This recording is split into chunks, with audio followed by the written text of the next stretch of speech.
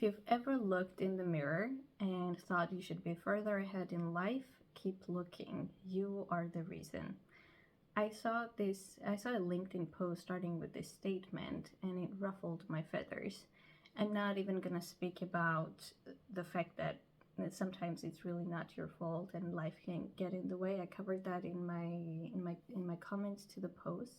But let's assume that your setbacks and your failures really are your fault. The morale of this statement is to shoot down yourself for all your back sets.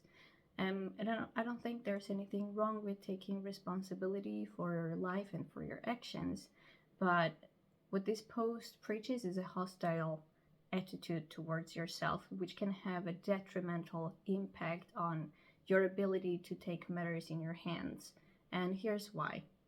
Humans have a tripartite motivational system consisting of the threat, soothing, and drive system.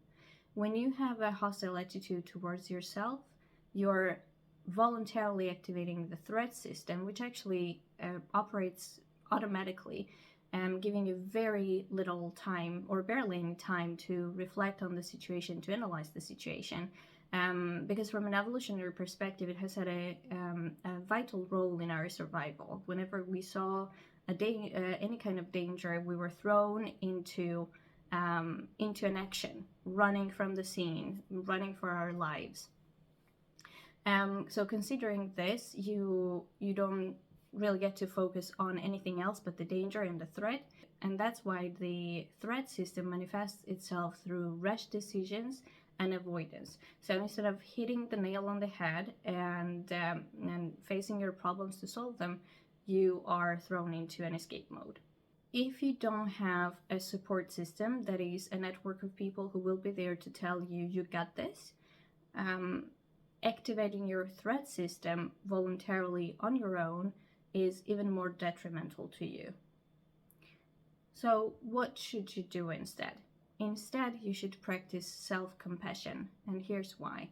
Self-compassion gives you an opportunity to soothe yourself and put yourself in a calm and safe state on your own, even if you don't have anyone else around you who could support you. So on your own, you're able to activate your soothing system through self-compassion. The activated soothing system in turn fosters your ability to reflect and to be open, which are both essential ingredients and prerequisites for problem solving.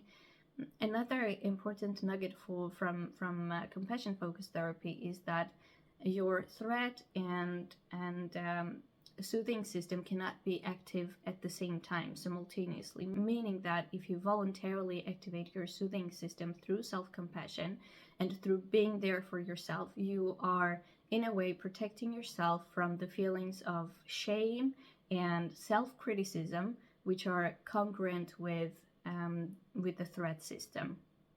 So next time you find yourself shooting yourself down for your failures and backsets, try instead to be there for yourself. It takes you much farther.